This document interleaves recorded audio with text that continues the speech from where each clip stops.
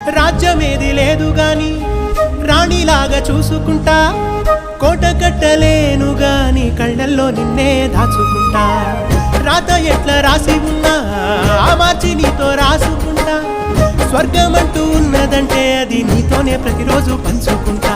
నిన్ను గన్నవి నాన్న కన్నా అల్లారు ముద్దుగా సాదుకుంటా. నీకు కోపం వస్తే కొంత దూరం ఉంటా, నువ్వు గీత గీస్తే నేను దాటనంటా.